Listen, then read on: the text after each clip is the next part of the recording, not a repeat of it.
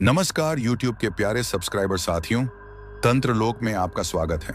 अब तंत्र लोक नाम सुनकर आपको थोड़ा अजीब लगा होगा, लेकिन बता दूं, ये मेरा एक नया चैनल है, जहां मैं आपको सुनाता हूं लंबी और डरावनी कहानियां। यहां आपको मिलेंगी तंत्र मंत्र, अंधविश्वास और रहस्यों से भरी वो कहानियां जो इतनी असली लगेंगी कि जैसे सब कुछ आपकी आंखों के सामने हो रहा हो। तो अगर आपको भी ऐसी रहस्यमयी कहानियां सुनना पसंद है, तो चैनल को सब्सक्राइब करना ना भूलें, क्योंकि आपका प्यार और सपोर्ट ही मुझे आगे बढ़ाता है। तो चलिए अब बिना देर किए बढ़ते हैं आज की कहानी की ओर, जो है हरियाणा के एक टैक्सी ड्राइवर की है। और अब खुद उसी की जुबानी सुनते हैं ये खौफनाक दास्तान। तो दोस्तों, मैं हरियाणा का रहने वाला हूँ। नाम जरूरी नहीं, बस इतना समझ लो कि ये कहानी मेरी हड्डियों तक को कंपा देने वाली है। मैं गुड़गांव में टैक्सी चलाता हूँ। सीधी सादी जिंदगी थी, लेकिन हाल ही में मेरी शादी हुई थी और सब रिश्तेदार कहने लगे कि हनीमून पर नहीं जाओगे। मैं हंसा और कहा, ठीक है, अब जब बीवी भी खुश है तो चलो थोड़ा घूम आते हैं। वैसे भी आप तो यह जानते ही हैं कि हरियाणा में गाड़ी तो सबके पास होती ही है। हमने प्लान बनाया, मनाली चलेंगे, ठंडी हवा, पहाड़ और थोड़ा सुकून। बीवी बहुत खुश थी, उसका चेहरा खिल रहा था। सुबह जल्दी उठकर मैंने गाड़ी तैयार की और हम दोनों निकल पड़े सफर पर। रास्ता बहुत अच्छा चल रहा था, दोनों तरफ हरियाली, सड़कें खाली और मौसम एकदम फिल्मी। हम दोनों मस्ती करते हुए निकल रहे थे, गाने चल रहे थे, बीवी सेल्फी ले रही थी। लेकिन जैसे जैसे हम हरियाणा पंजाब की सीमा पार करके हिमाचल की ओर बढ़े, माहौल थोड़ा बदलने लगा। अब सड़कों पर सन्नाटा था, दोनों तरफ घना जंगल और बीच बीच में वीरान गांव। बीवी अचानक बोली, सुनो, मुझे टॉयलेट जाना है, प्लीज गाड़ी रोक दो। मैं भी परेशान हो गया, क्योंकि आसपास तो कोई ढाबा या पेट्रोल पंप नहीं दिख रहा था। कुछ दूर आगे बढ़ने पर बाईं ओर एक टूटा फूटा रास्ता दिखाई दिया। वहीं एक पुराना सा गेट था, जिसके ऊपर कुछ उखड़ा सा लिखा था। शायद पुराना श्मशान घाट रहा होगा। मैं हिचकिचाया, लेकिन बीवी बोली, मैं बस झाड़ियों के पीछे चली जाती हूँ, ज्यादा टाइम नहीं लगेगा। मैंने गाड़ी रोक दी, वो झाड़ियों की तरफ चली गई। मैं वहीं गाड़ी के पास खड़ा रहा, लेकिन कुछ सेकंड बाद ही मुझे अजीब सी ठंड महसूस हुई, जैसे कोई अदृश्य चीज मेरे पास से गुजरी हो। बीवी 5 मिनट में लौटी, लेकिन उसका चेहरा उतरा हुआ था। मैंने पूछा, क्या हुआ? तो उसने धीरे से कहा, कुछ नहीं, मुझे लगा वहां कोई है, कोई मुझे देख रहा था, लेकिन जब पीछे मुड़ी तो कुछ नहीं था। मैंने कहा, शायद तेरा वहम होगा, चलो निकलते हैं यहां से। लेकिन जैसे ही मैंने गाड़ी मोड़ी और मिरर देखा, मेरा दिल जैसे वहीं थम गया। पीछे एक परछाई खड़ी थी, लंबा कद, सफेद साड़ी, बिखरे बाल, और सबसे डरावनी बात, उसका चेहरा मेरी बीवी से हूबहू मिलता था। मैंने बिना कुछ कहे गाड़ी तेज चलाई। बीवी चुप थी, मैं भी कुछ नहीं बोल पाया। रास्ते में मैंने 2 बार शीशा देखा, लेकिन वो परछाई अब वहां नहीं थी। लेकिन दिल में जो डर बैठ गया था, वो हट नहीं रहा था। करीब 1 घंटे बाद हम एक घाटी के पास पहुंचे, और वहां मेरी बीवी ने कुछ ऐसा कहा जिसने मेरी आत्मा तक को हिला दिया। उसने बोला, वो फिर से आया था, और इस बार उसने मुझसे बात की। मैंने घबरा कर पूछा, कौन? वो बोली, वो जो दिखा था वहां श्मशान के पास। उसने कहा कि तुम मुझे छोड़कर मत जाओ, तुम मेरी हो हमेशा से। अब मुझे लगने लगा था कि ये मजाक या वहम नहीं था, ये कुछ ऐसा था जो इंसानी समझ के बाहर है। हमने उसी रात एक गेस्ट हाउस में रुकने का फैसला किया।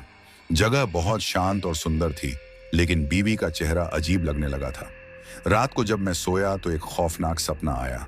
मेरी बीवी श्मशान में खड़ी थी, और उसके पीछे वही परछाई उसके सिर पर हाथ रख रही थी, जैसे कोई आत्मा उसमें समा रही हो। मैं चौंक कर उठा, पसीने में भीगा हुआ।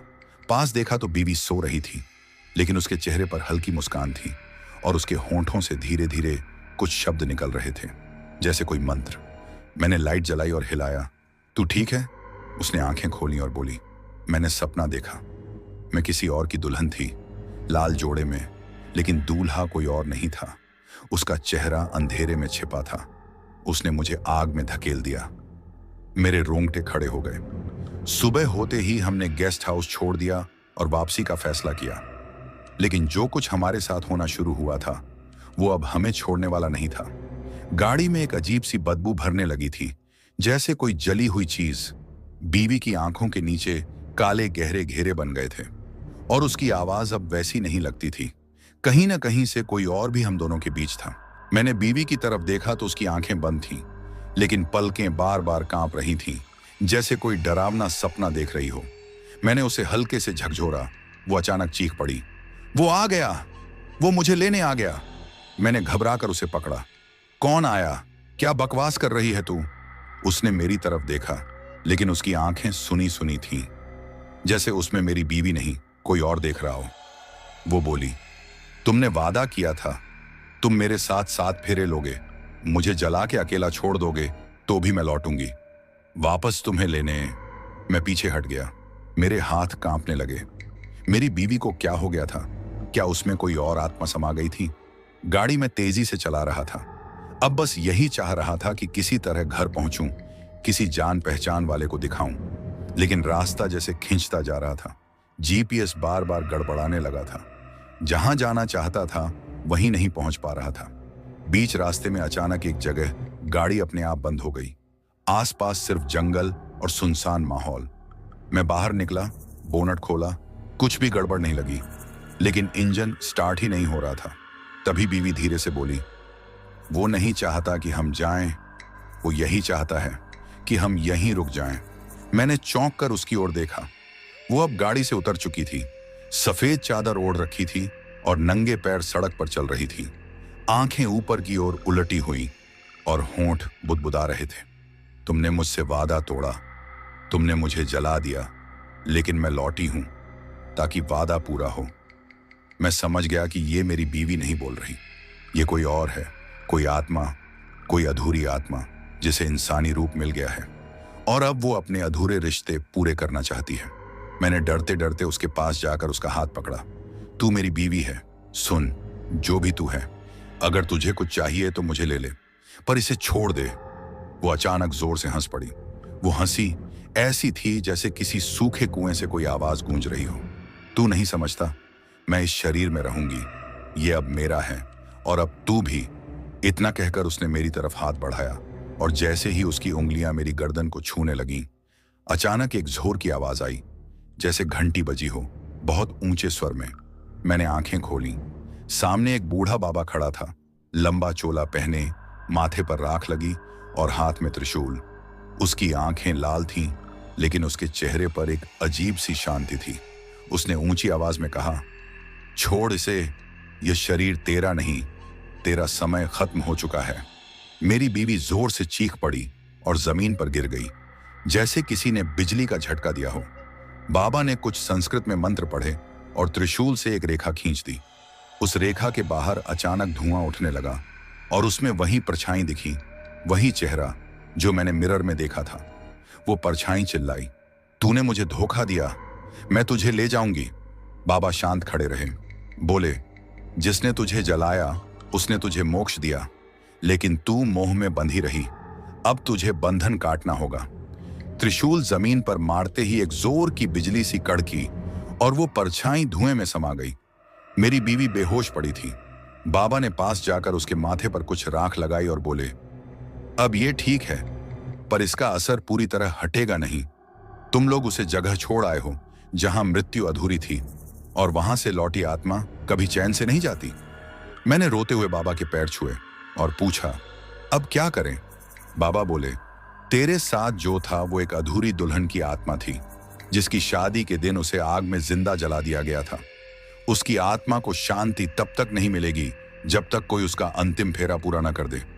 लेकिन अगर तूने उसे और पास आने दिया तो तेरी बीवी हमेशा के लिए खो जाएगी। मैं कांप रहा था, डर, पछतावा और डरावनी सच्चाई का बोझ लेकर। बाबा ने कहा, अब जो करना है सोच समझ के करना। एक रास्ता है लेकिन बहुत खतरनाक। बाबा की बातें सुनकर मेरी रूह कांप गई। मतलब ये कि मेरी बीवी सिर्फ शिकार थी, असली निशाना तो मैं था। उस आत्मा ने मुझे चुना था, या शायद मैंने ही उसे बुला लिया अनजाने में। मैंने बाबा से पूछा, क्या रास्ता है इसे खत्म करने का? बताओ बाबा, मैं कुछ भी करने को तैयार हूं। बाबा ने गहरी सांस ली। तेरे डर और मोह का फायदा उठाकर वो आत्मा तेरी दुनिया में घुस आई है। अब उसे वहीं लौटाना होगा जहां से वो आई थी। तुम्हें उसी श्मशान घाट पर जाना होगा जहां उसकी अधूरी विदाई हुई थी, और उसके साथ फेरे लेकर उसे मोक्ष देना होगा। मैं अवाक रह गया। मतलब मुझे एक आत्मा से शादी करनी होगी? मेरा गला सूख गया। हाँ, बाबा बोले, लेकिन याद रख, ये शादी तेरी बीवी के जीवन की कीमत पर होगी।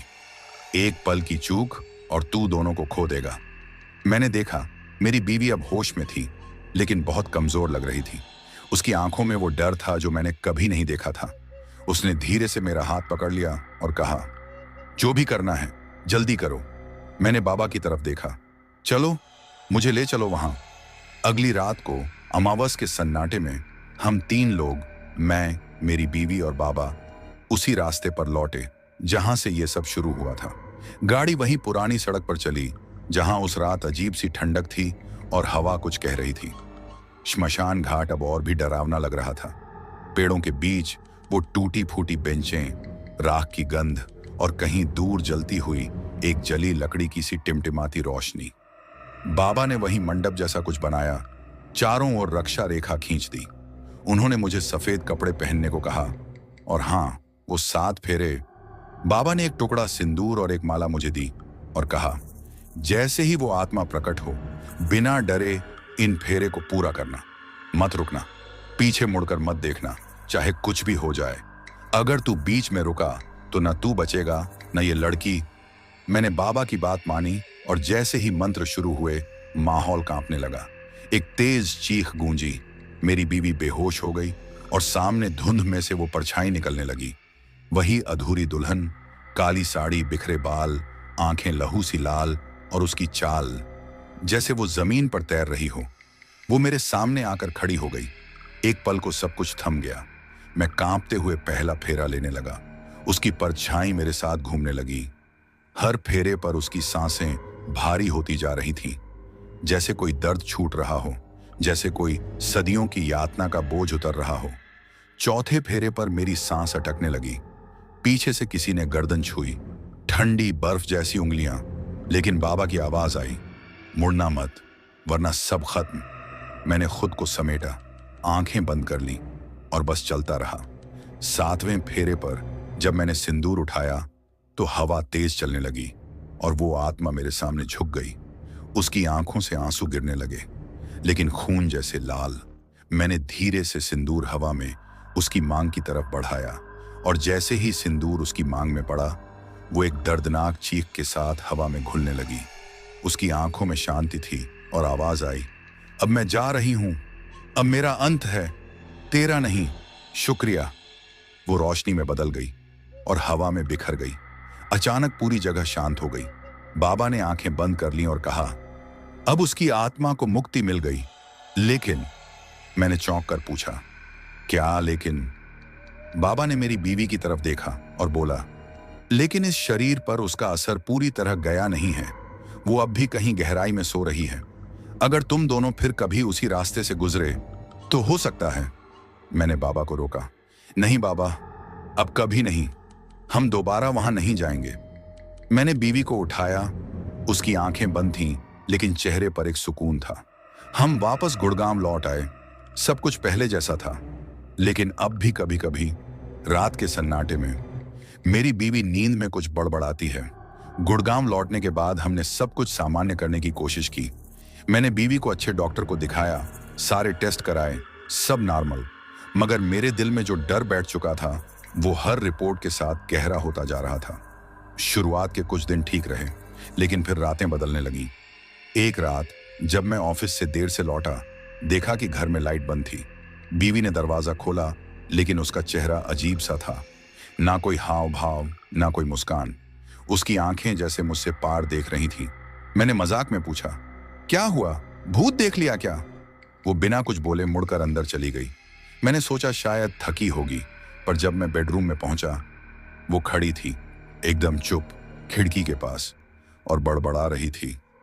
6 फेरे पूरे हुए थे, एक बाकी था, बस एक, फिर मैं उसकी हो जाती। मेरा खून जम गया। मैंने झटका देते हुए उसे होश में लाने की कोशिश की। अंजलि, होश में आओ, ये तुम क्या बोल रही हो? वो पलटी और पहली बार मुझे उसकी आंखों में वही लालपन दिखा, वही जो उस आत्मा की आंखों में था। अगली सुबह सब कुछ फिर सामान्य था।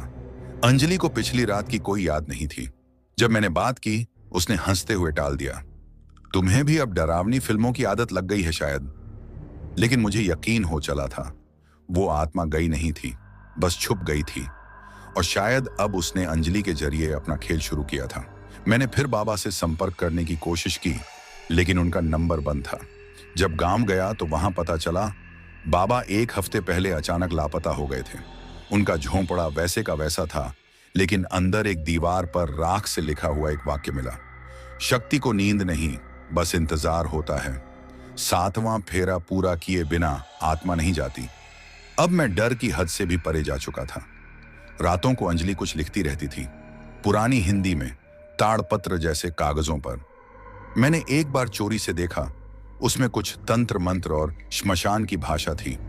एक दिन जब मैं ऑफिस से लौटा, देखा कि घर के अंदर किसी ने हल्का सा चंदन और राख का मिश्रण जलाया है और कमरे के बीचों बीच एक बड़ा सा गोल घेरा बना हुआ है। अंजलि बीच में बैठी थी, आंखें बंद थीं। मैंने उसे उठाने की कोशिश की, लेकिन जैसे ही उसके पास पहुंचा, उसकी आंखें खुली और वो मेरी तरफ देखकर चीखी, तूने 7वां फेरा अधूरा छोड़ा था, अब भुगत।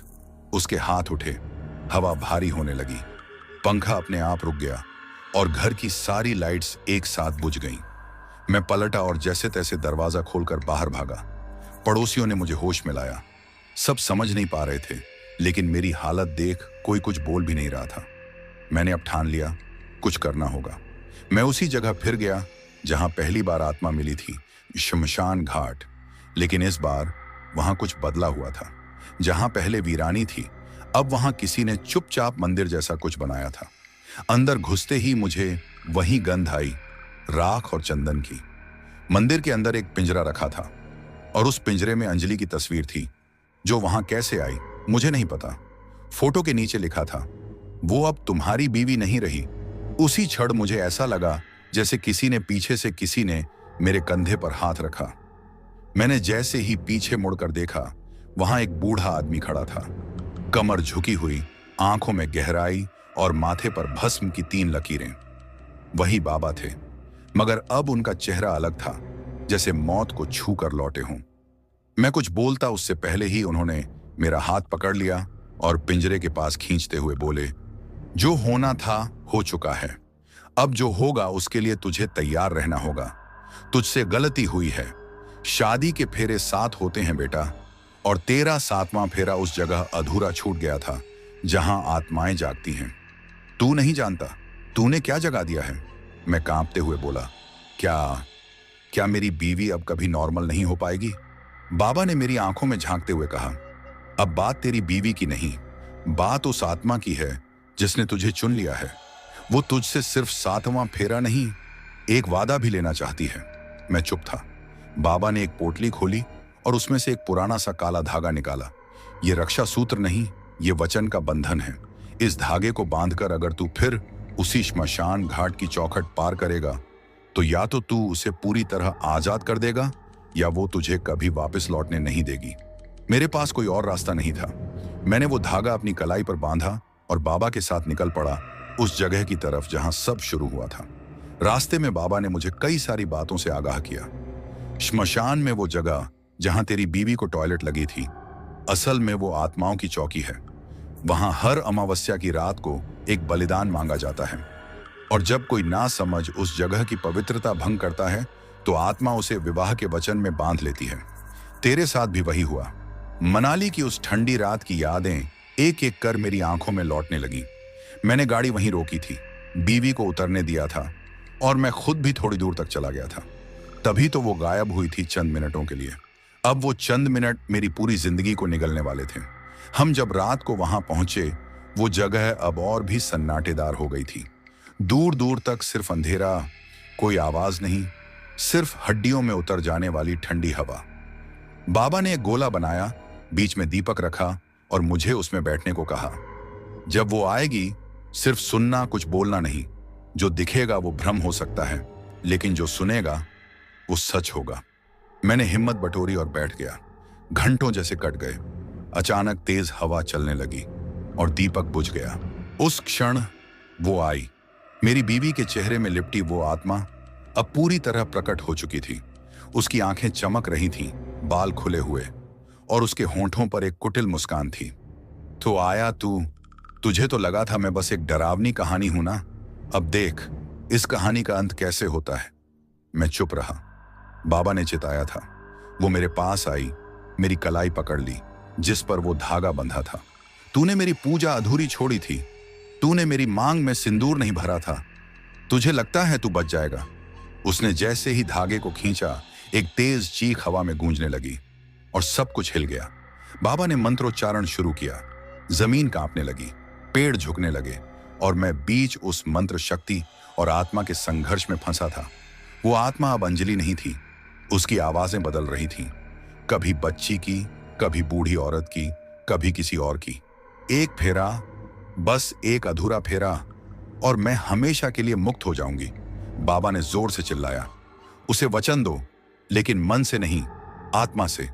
वचन दो कि तुम उसे आखिरी बार विदा करोगे। मैंने कांपते हुए आंखें बंद की और बोला, मैं तुझे तेरे 7वें फेरे का वचन देता हूं, लेकिन इस जन्म के लिए नहीं, इस लोक के लिए नहीं। जहां तू मुक्त हो सके वहीं से तेरा अंत शुरू होगा। और उस क्षण समय जैसे थम गया।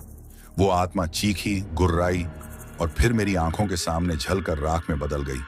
अंजलि जमीन पर गिर गई, बेहोश।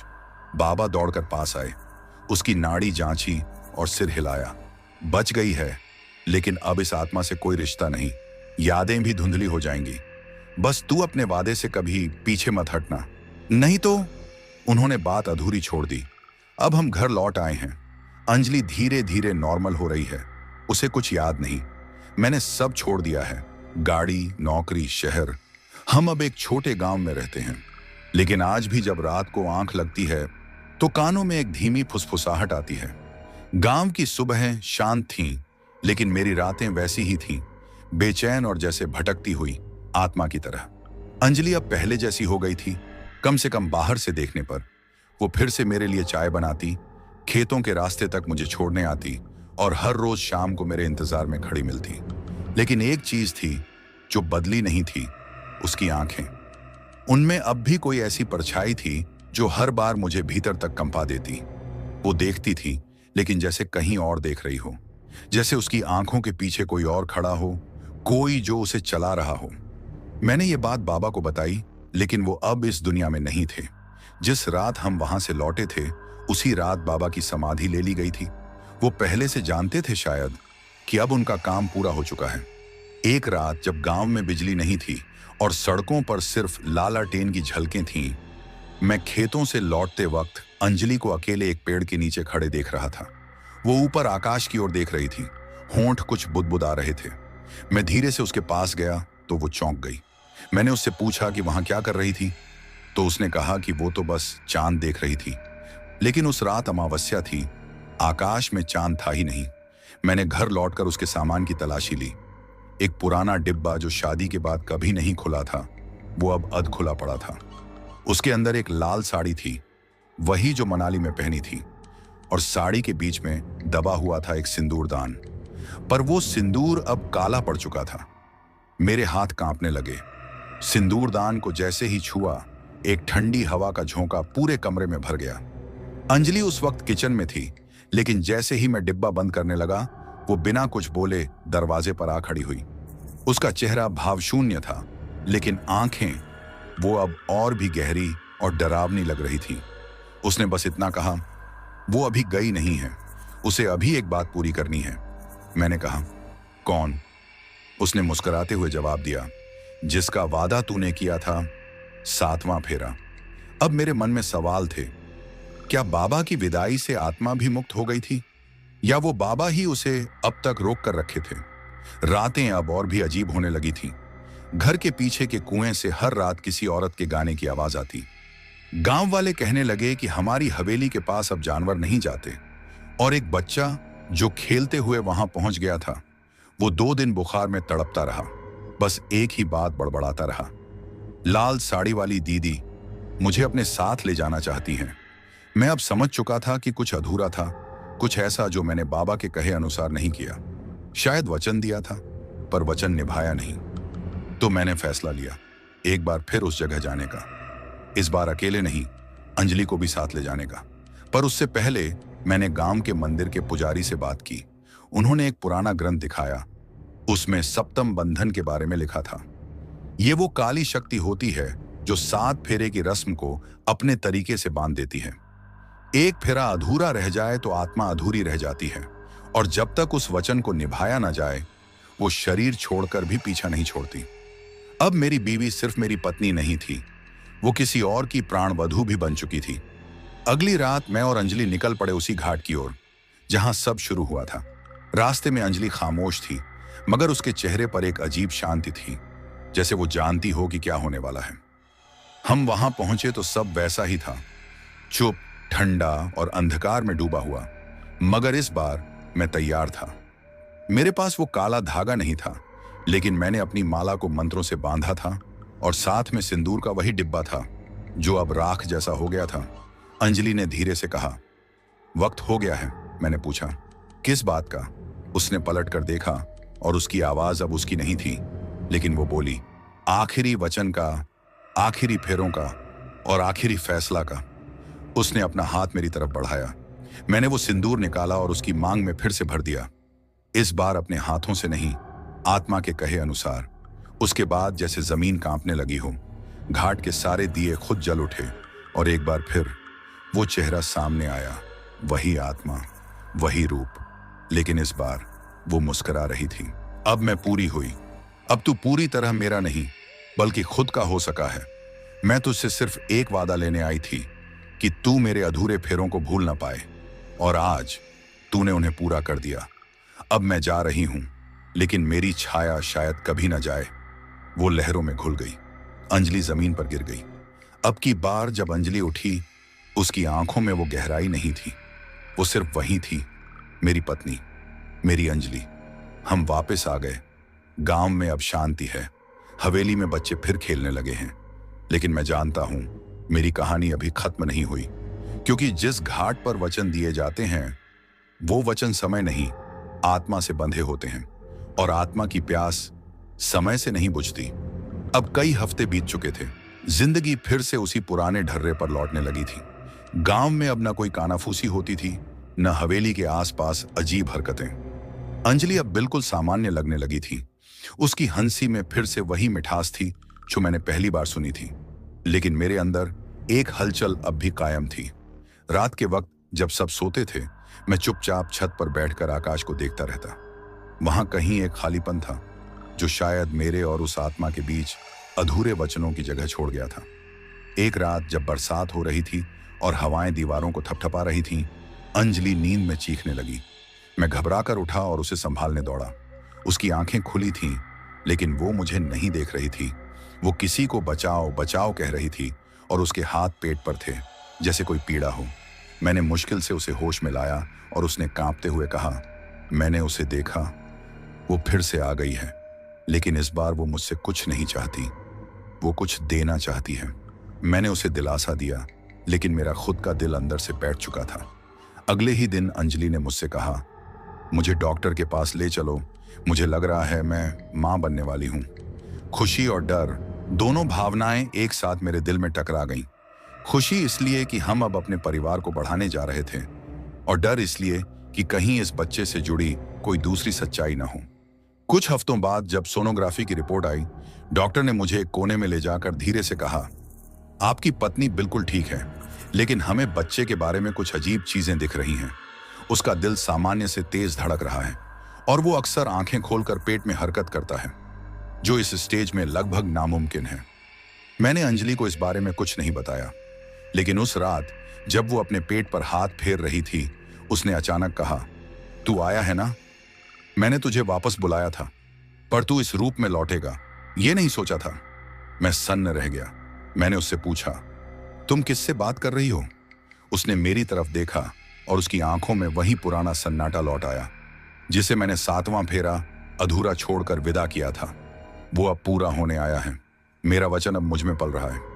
रात के 1 बजे जब पूरी हवेली नींद में थी, मैं फिर से उस श्मशान घाट की ओर निकल पड़ा, इस बार किसी को कुछ बताए बिना। मेरी जेब में वही सिंदूरदान था जो अब पूरी तरह राख बन चुका था, और माला जो अब हर रोज मेरे गले में रहती थी। घाट पर पहुंचते ही मुझे ऐसा लगा जैसे समय थम गया हो। हवा एकदम ठंडी हो गई थी और मेरी सांसें भारी लगने लगीं। फिर एक औरत की धीमी हंसी गूंजने लगी, वही हंसी जो मैंने मनाली के उस श्मशान में सुनी थी।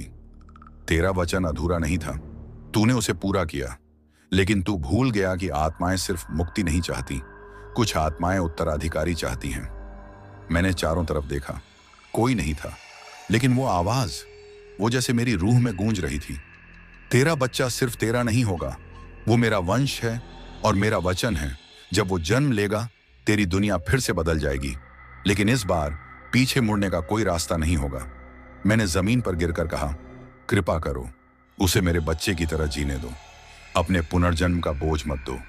आवाज गूंजती रही, जो एक बार लिया गया वचन हो वो कभी मिटाया नहीं जा सकता।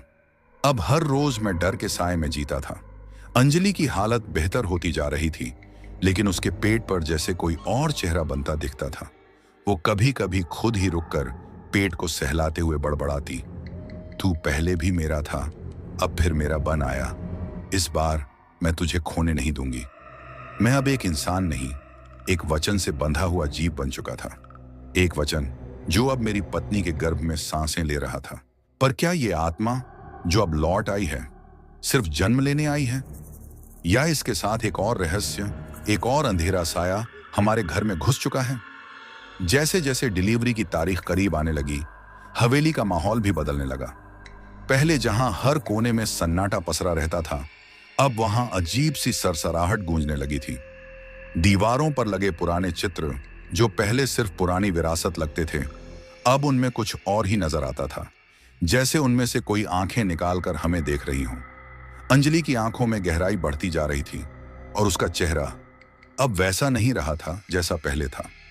वह मां तो बन रही थी, लेकिन किसी देवी की तरह नहीं, किसी तपस्या से निकले श्राप की तरह। उसकी हर मुस्कान अब डराने लगी थी। जब वह रात को नींद में बोलती थी तो उसकी जुबान एक प्राचीन भाषा में कुछ मंत्र बुदबुदाती थी, जिसे सुनते ही मेरे रोंगटे खड़े हो जाते थे। डॉक्टरों ने डिलीवरी के लिए शहर के सबसे अच्छे अस्पताल की सलाह दी थी, लेकिन अंजलि ने साफ मना कर दिया। मेरा बच्चा यहां जन्म लेगा जहां उसकी आत्मा पहली बार तड़पी थी, श्मशान के पास, उसी हवेली में। मैंने बहुत मना किया, बहुत बहस की, लेकिन उसकी आंखों में एक अजीब सी दृढ़ता थी, जैसे उसके भीतर कोई और बोल रहा हो। और सच बताऊं, मैं डर गया था, इतना डर कि अब बहस करने की हिम्मत ही नहीं रही। डिलीवरी से एक रात पहले बारिश शुरू हो गई। बिजली की कड़क और कांच पर पड़ती बूंदों की आवाज के बीच मैं छत पर खड़ा था। तभी हवेली के पिछवाड़े की ओर से एक तेज चीख सुनाई दी। मैं दौड़ता हुआ गया, लेकिन वहां कोई नहीं था। बस मिट्टी में एक गीला सिंदूर पड़ा था और एक टूटी हुई माला, वही माला जो मैं हमेशा पहनता था। मैं जैसे जैसे उसे उठाने झुका, पीछे से एक धीमी आवाज आई, अब तेरा वचन पूरा होने जा रहा है, वो लौटेगा, लेकिन अब वो तेरा नहीं रहेगा। मेरी रीढ़ की हड्डी तक सिहर गई। वो कोई और नहीं थी, वही आत्मा थी, वही छाया जिसे मैंने अंजलि से छुड़ाया था, लेकिन अब वो गर्भ के रास्ते वापस लौटने को तैयार थी। अगली सुबह हवेली में तंत्र मंत्र की गूंज सुनाई दी। मुझे समझ में नहीं आया कि ये सब कौन कर रहा था। जब मैं अंजलि के कमरे में पहुंचा तो वहां चारों ओर मिट्टी के दीप जल रहे थे और एक वृद्ध औरत जमीन पर बैठी आंखें बंद किए कोई जाप कर रही थी। वह औरत अंजलि की नानी बताई गई, जो पिछले 12 साल से लापता थी, लेकिन वह अब यहां थी और उसकी आंखों में समय की सारी कहानी भरी थी। उसने मेरी ओर देखा और कहा, यह बच्चा सिर्फ एक जीवन नहीं, ये 2 युगों की गांठ है। अगर इसका जन्म शांतिपूर्वक हुआ तो इतिहास बदल सकता है, और अगर नहीं तो सिर्फ तुम्हारा नहीं, इस गांव का विनाश तय है। मेरे पैरों तले जमीन खिसक गई। मैं समझ नहीं पा रहा था कि यह सब सपना है या सच। उसी रात अंजलि को तेज दर्द उठा। हवेली के भीतर एकदम तूफान जैसा माहौल बन गया। खिड़कियां अपने आप बंद हो गईं, दरवाजे खुद ही जाम हो गए और हवाएं इस कदर तेज हो गईं कि दिए एक एक करके बुझने लगे। कमरे के भीतर एक अलग ही आभा बन गई, जैसे किसी दूसरी दुनिया के द्वार खुल रहे हों। अंजलि चीख रही थी, मगर वो चीख प्रसव की पीड़ा की नहीं लग रही थी। वो जैसे किसी को पुकार रही थी, मैंने तुम्हारा इंतजार किया है, अब लौट आओ। और अपने अधूरे जीवन को पूरा करो। और तभी बिजली कड़की और बच्चा पैदा हो गया। लेकिन जैसे ही उसकी पहली चीख हवेली में गूंजी, पूरा घर कांप उठा। दीवारों पर की तस्वीरें जमीन पर गिरने लगीं, हर दीपक बुझ गया और एक भारी सी ऊर्जा पूरे वातावरण में फैल गई, इतनी भारी कि मेरा दम घुटने लगा। लेकिन बच्चे की आंखें वो बंद नहीं थीं, वो सीधे मुझे देख रहा था और उनमें कोई मासूमियत नहीं थी, बल्कि ऐसा लगा जैसे कोई बहुत पुराना जीव पुनः अवतरित हुआ हो। अब मैं उस बच्चे का पिता था, लेकिन मेरा दिल ये मानने को तैयार नहीं था कि वो मेरा है। उसकी हर हरकत, उसकी आंखों का टकराव, वो किसी और युग की बात करता था। जब वो रोता था तो ऐसा लगता था जैसे कई आत्माएं एक साथ विलाप कर रही हों। गांव में धीरे धीरे खबर फैलने लगी थी कि हवेली में फिर से कुछ अजीब हो रहा है। औरतें अपने बच्चों को लेकर उस रास्ते से नहीं गुजरती थीं और पुरुष रात होते ही अपने घरों में बंद हो जाते थे। एक रात जब मैं उसे गोद में लेकर बैठा था, उसने मेरी आंखों में देखकर कहा, बचपन बीतेगा और फिर मैं वही करूंगा जो अधूरा रह गया था। मेरी अग्नि अब बुझी नहीं, अब वो जलाकर राख करेगी। वो रात गुजरी तो सही, मगर जैसे किसी युग का अंत हुआ हो। अंजलि बेहोश थी, बच्चा मेरे पास था और हवेली में अब एक अजीब सी खामोशी छा गई थी। ये वो खामोशी नहीं थी जो राहत देती है, बल्कि वो जो किसी तूफान से पहले के माहौल में होती है। जैसे हर दीवार अब किसी राज को छुपा रही हो और हर छाया कोई कहानी बुन रही हो। बच्चे की आंखें अब भी चमक रही थीं, जैसे किसी और ही दुनिया से रोशनी खींच लाई हो। वो दूध नहीं मांगता था, वो सिर्फ मुझे घूरता रहता, बिना पलक झपकाए। अंजलि को होश आया तो उसकी आंखों में अजीब सा संतोष था। उसने बच्चे को गोद में लिया और बस इतना कहा, अब वो लौट आया है, अब सब पूरा होगा। मैंने पूछा, कौन लौट आया है? लेकिन उसने कोई जवाब नहीं दिया, बस मुस्कुराती रही, वही रहस्यमयी मुस्कान जो मुझे रातों को जागने पर मजबूर करती थी। दिन बीतते गए, लेकिन बच्चा सामान्य नहीं था। वो रोता नहीं था, हंसता नहीं था, बोलता भी नहीं था, मगर उसकी आंखें वो हर चीज को पढ़ लेती थीं। एक बार मैंने गुस्से में उसे डांटा तो उसने बस मेरी ओर देखा और मुझे ऐसा लगा जैसे मेरा पूरा शरीर जकड़ गया हो। मैं हिल नहीं पा रहा था, मेरे आसपास की हवा भारी हो गई थी। कुछ पल बाद सब सामान्य हुआ, लेकिन उस दिन मुझे समझ आ गया, ये बच्चा किसी इंसान का पुनर्जन्म नहीं है। ये कोई शक्ति है जिसे मैंने अपनी अनजाने में घर में आमंत्रित कर लिया है। हवेली में फिर से अजीब घटनाएं शुरू हो गईं। रात को बत्तियां अपने आप जल जाती, कमरे के दरवाजे खुलने लगते और दीवारों पर परछाइयां चलती दिखाई देती। एक रात जब मैं नींद में था तो किसी ने मेरा दरवाजा खटखटाया। दरवाजा खोला तो वहां वही वृद्धा खड़ी थी, अंजलि की नानी, लेकिन उसकी हालत अब पहले से ज्यादा डरावनी थी। उसकी आंखें पूरी सफेद थीं और वह कांपती हुई बोली, बचा लो उसे, इससे पहले कि वो पूर्ण रूप ले ले, उससे पहले कि वो सब भस्म कर दे जो बचा है। मैंने पूछा, किससे? वो बोली, उससे जो सदियों पहले अपने वचन में जलकर राख हुआ था और अब एक बच्चे के शरीर में फिर से जन्म लिया है। तुमने जो वादा किया था श्मशान में, वो भूल गए क्या? अब मेरे सामने की तस्वीर साफ होने लगी थी। वो आत्मा जिसे मैंने अनजाने में मुक्त करने का वादा किया था, उसने अंजलि को माध्यम बनाया और अब इस नवजात शरीर में आकर उसने फिर से सांस ली थी। वो आत्मा अब बढ़ रही थी, दिन ब दिन बलवान हो रही थी और अब वो सिर्फ एक बच्चा नहीं रही, वो एक आग बन रही थी जो सब कुछ जलाने को तैयार थी। फिर एक रात अंजलि अचानक बेहोश हो गई। डॉक्टरों को बुलाया गया, लेकिन वो बोले, इसमें कोई बीमारी नहीं है, ये शरीर तो ठीक है, लेकिन इसका जहन कहीं और है। उस रात हवेली की छत पर फिर से वही पुराना मंत्र सुनाई दिया, वही जो अंजलि रातों में बड़बड़ाया करती थी। मैंने बच्चे को देखा, उसकी आंखें अब बंद थीं, लेकिन उसका शरीर हवा में लहरा रहा था। वो जमीन से 1 फीट ऊपर तैर रहा था और उसके आसपास लाल रंग की धुंध बन रही थी। मैं भागकर नीचे आया, मंदिर से गंगा जल लाया और पूरे घर में छिड़कने लगा। बच्चे ने जोर से चीख मारी, एक ऐसी चीख जो किसी शिशु की नहीं थी। वो बुढ़ापे और क्रोध से भरी चीख थी, जैसे हजारों सालों की पीड़ा उस आवाज में भर गई हो। अचानक हवेली की सारी लाइटें बंद हो गईं और बस एक ही चीज दिखी, दीवार पर जलती हुई परछाई, जिसमें एक पुराना सन्यासी जैसा आकृति दिख रही थी जो कह रही थी, अब मेरा समय आ गया है। अब वचन को पूरा करने से कोई नहीं रोक सकता। अगली सुबह गांव के पंडित, जो अब तक इन बातों को सिर्फ मनगढ़ंत समझते थे, खुद हवेली आए। उन्होंने बताया, यह आत्मा कोई सामान्य नहीं, यह यज्ञव्रती है, एक ऐसा तपस्वी जिसने मृत्यु से पूर्व स्वयं को अग्नि में समर्पित किया था, लेकिन उसका यज्ञ अधूरा रह गया था। अब वो अपने अधूरे यज्ञ को पूरा करने के लिए पुनर्जन्म ले चुका है, और अगर उसे रोका नहीं गया तो वो हवेली के बाहर की दुनिया को भी जला देगा। उस रात हवेली में कुछ ऐसा हुआ जिसे मैं कभी भूल नहीं पाऊंगा। सिर्फ एक मासूम नवजात नहीं रहा था, मंदिर की ओर बढ़ रहा था। उसके कदम जमीन से ऊपर थे और उसके पीछे पीछे हवेली की सभी खिड़कियां अपने आप खुलती जा रही थीं।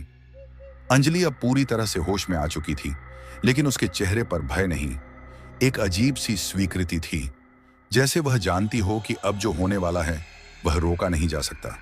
मंदिर के द्वार अपने आप खुले और उस क्षण एक गगनभेदी गर्जना हुई, जैसे आकाश और पृथ्वी के बीच का संतुलन टूटने वाला हो।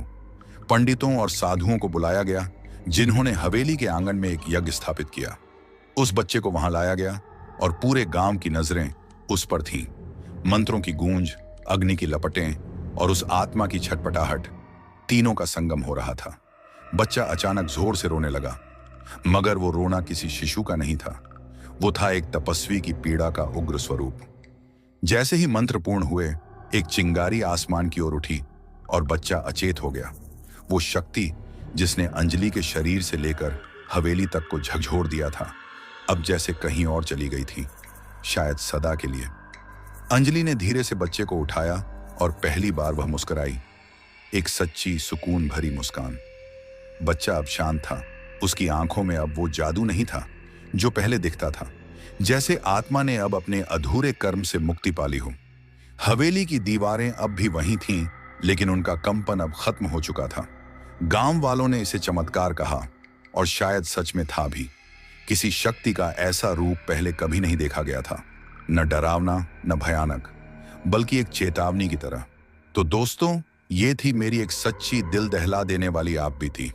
एक सफर जो मैंने अपनी पत्नी के साथ हनीमून के नाम पर शुरू किया था, वो एक भूतिया तपस्वी की अधूरी कहानी बन गया। अगर आपको ये कहानी पसंद आई हो तो प्लीज वीडियो को लाइक करें, कमेंट में अपनी राय जरूर बताएं, और ऐसे ही डरावनी और रहस्यमयी कहानियों के लिए हमारे चैनल को सब्सक्राइब करना ना भूलें। अगली बार फिर मिलेंगे एक और नए राज और डर के साथ। तब तक के लिए अपने ईयरफोन संभाल के रखिए, क्योंकि अगली कहानी और भी ज्यादा डरावनी होने वाली है।